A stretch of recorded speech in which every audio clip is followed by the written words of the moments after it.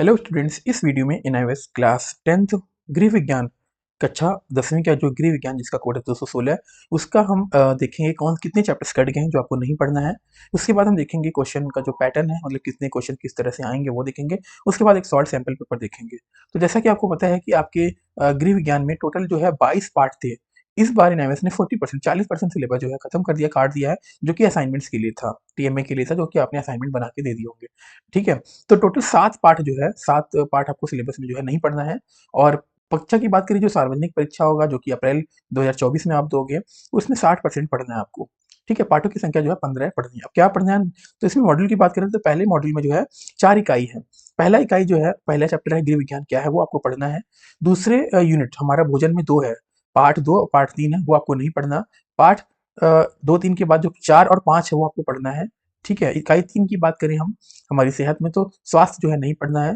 ठीक है। पर्यावरण और सिंचाई जीवन शैली रोग, छठा और सातवां पार्ट जो है पढ़ना है आपको।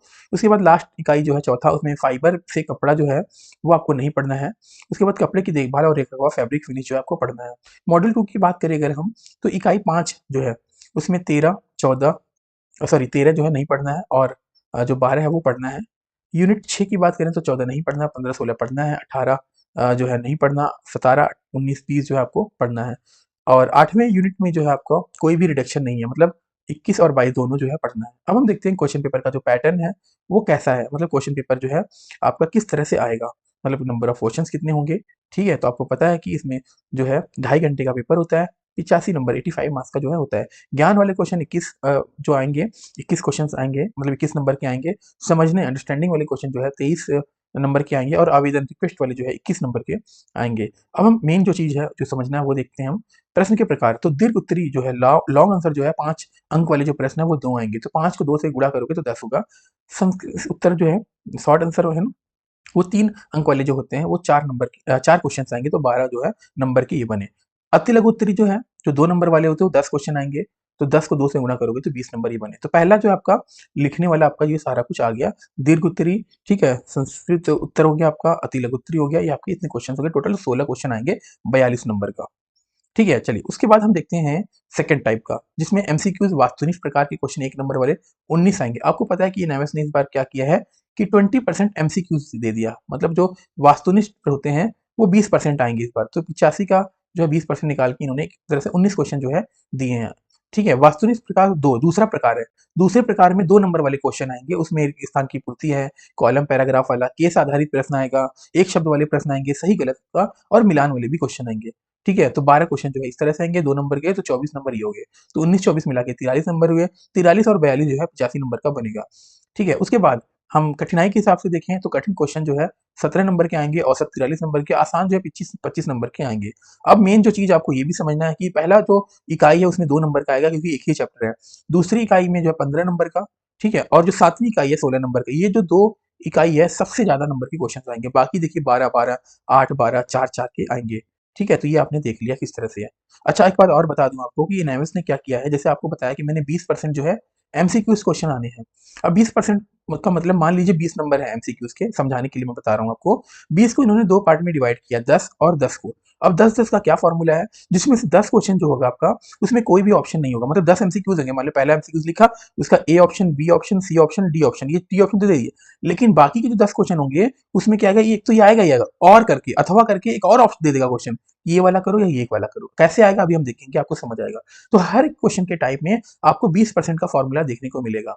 मतलब एमसीक्यूज 20% आने के बाद जितने भी क्वेश्चन हैं, मेरे कहने का मतलब है, उसको इन्होंने 50+50 में डिवाइड किया गया है।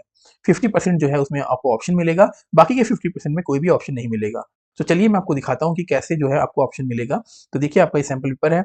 ठीक है। जो कि एनआईएस ने अपनी वेबसाइट पर रिलीज किया कि 1 से 19 एमसीक्यूज क्वेश्चन है, आपको उसका आंसर लिखना, कैसे लिखना अभी मैं बताऊंगा आपको। जो सेकंड पार्ट है 20-21, उसमें 2-2 नंबर वाले क्वेश्चन है, उसके सभी के नंबर सामने दिए हैं, कितने क्वेश्चन करने हैं वो भी दिए हैं। उसके बाद पहला, दूसरा, तीसरा। पहला जो है आपको लघु उत्तरी प्रश्न जो है, आपने देखा था ना, 32 से 41 तक 2 अंकों वाले जो है, वो 30 से 50 शब्दों में लिखने हैं। कितने शब्द में? 30 से 50 में। 42 से 45 वाले 3 अंक हैं, जिसे हम कहते हैं लघु उत्तर, वो 50 से 80 शब्दों में लिखना है आपको। सी जो है 46 से 47 5 अंकों वाला, वो 80 से 120 शब्दों के बीच में लिखना है आपको। ठीक है? चलिए इसका आंसर मैं जब दिखाऊँगा तो आपको समझ आ जाएगा कैसे लिखना है। आपको पता है इसमें टोटल जो है 19 एमसीक्यूज़ आने हैं। कितने आने हैं? 19 एमसीक्यूज़ आने हैं, जिसमें आपको मैंने बताया था कि 50% जो है ऑप्शनल होगा। चलिए पहला क्वेश्चन है, मास को लंबे समय तक संरक्षित रखने के लिए आपको किस तापमान पर फ्रीज़ करना पड़ेगा, ये आपको इसका आंसर बताना है।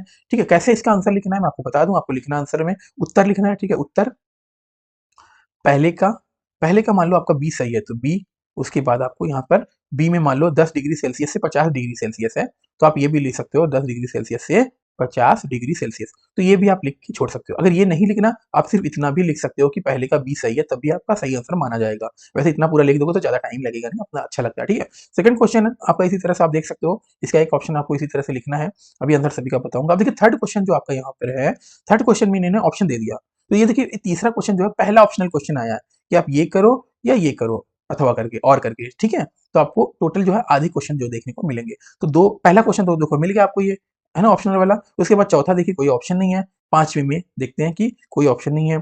सिक्स छठा क्वेश्चन में देखिए आप, है ना, क्वेश्चन में ऑप्शन नहीं है, क्वेश्चन को वीडियो पॉज करके आप देख सकते हैं यहाँ पर। उसके बाद जो सातवें में भी ऑप्शन नहीं है, आठवें में भी नहीं है। देखिए 10वां क्वेश्चन जो है ऑप्शनल आ गया, इसका मतलब है ये दूसरा क्वेश्चन ऐसा है जो ऑप्शनल वाला आया हुआ है, ठीक है?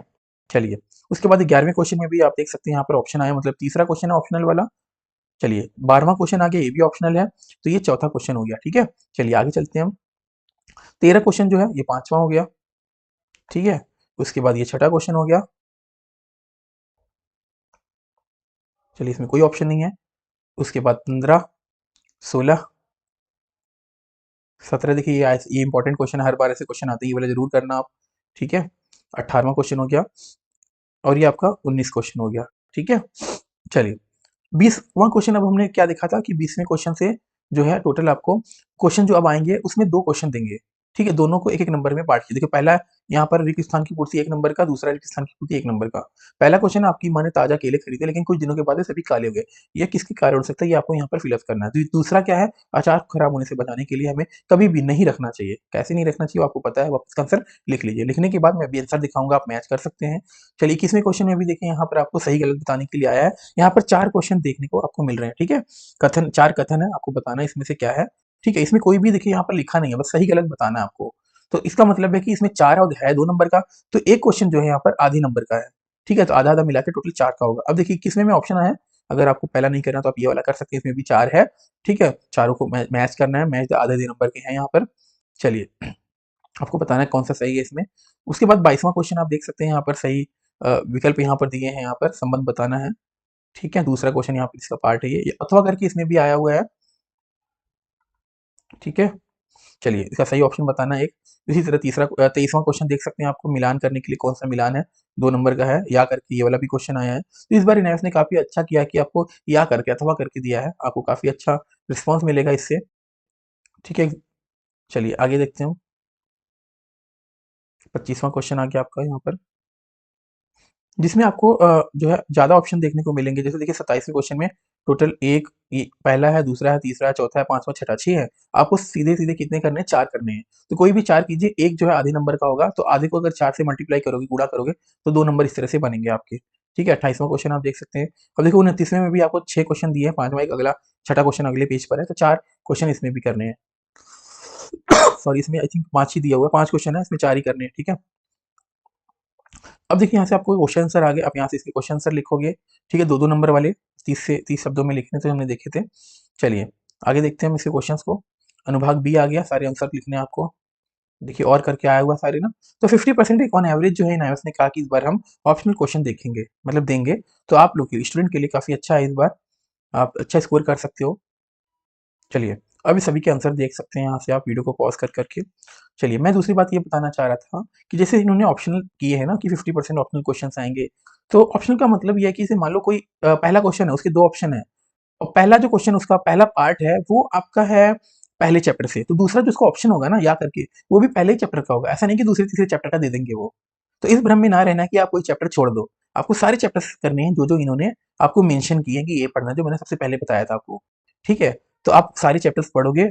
हाँ, कुछ याद नहीं है तो अलग बात है, आप उसमें से ऑप्शनल यूज़ करके कर सकते हो। ऐसा ना करना कि आप चैप्टर ही छोड़ देना, ठीक है? कि चलो ऑप्शनल मिलेगा हम कर देंगे। ठीक है? तो इसमें बच्चे कन्फ्यूज़ होते हैं थोड़ा, इसलिए मैंने बता दिया आपको। आप बाकी सभी के आंसर देख रहे होंगे यहाँ पर कि कैसे-कैसे आंसर्स लिखे हैं। वर्ड लिमिट जो है, इसमें वर्ड लिमिट भी जो है दे रखी है। वर्ड लिमिट के अकॉर्डिंग लिखनी है। अब वर्ड लिमिट कैसे होता है, मतलब कितने शब्दों को कैसे गिनते हैं, तो मैं आपको समझा दूँ। देखिए ये एक वर्ड हो गया, 2, 3, 4, 5, 6, 7, 8, 9, 10, 11, 12, है ना? 12 का डबल करो 24, तो 24 से 26 वर्ड्स में ये लिखा हुआ है। ठीक है, तो 12 तो हो गया था, 13, 14, 15, 16, 17, 18, 19, 20, 21, 22, 23, 24, 25, 26, 27, 28, 29, 30, 31, 32, 32 शब्दों में लिखा है पहला।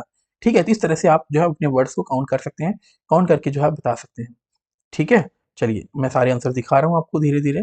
आप वीडियो को पॉज़ करके आप नोट कर सकते हैं। अगर आपको इसका पीडीएफ चाहिए या कोई भी और क्वेरीज़ चाहिए, किसी भी है ना ऐसे कोई भी काम हो इससे रिलेटेड, आप हमें ज़रूर मेल कर सकते हैं। मेल आईडी जो है आप कमेंट करके ले लीजिए, मैं मेल करूँगा आपको। ठीक है? अगर व्हाट्सएप नंबर चाहिए तो आप व्हाट्सएप भी कर सकते हैं।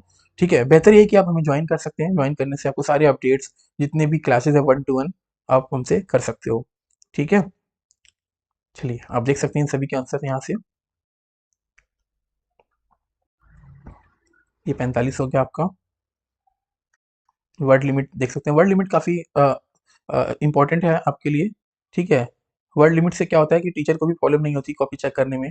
कई बार क्या होता है, बच्चे अपने अपने से मनमानी बहुत सारा कुछ लिख देते हैं बेवजह, तो टीचर क्या करता है, गुस्से में नंबर काट देता है। तो आप बेवजह कुछ भी ना लिखो, उससे रिलेटेड इन शॉर्ट जितने वर्ड्स में बोला है ना उतने वर्ड्स में आंसर लिखना है इसके। ठीक है, ताकि एक हेल्दी रिस्पॉन्स मिले आपको भी एग्जामिनर से। ठीक है, तो यहाँ पर आपको कट कट कर मतलब इतना आंसर इसका था। ठीक है।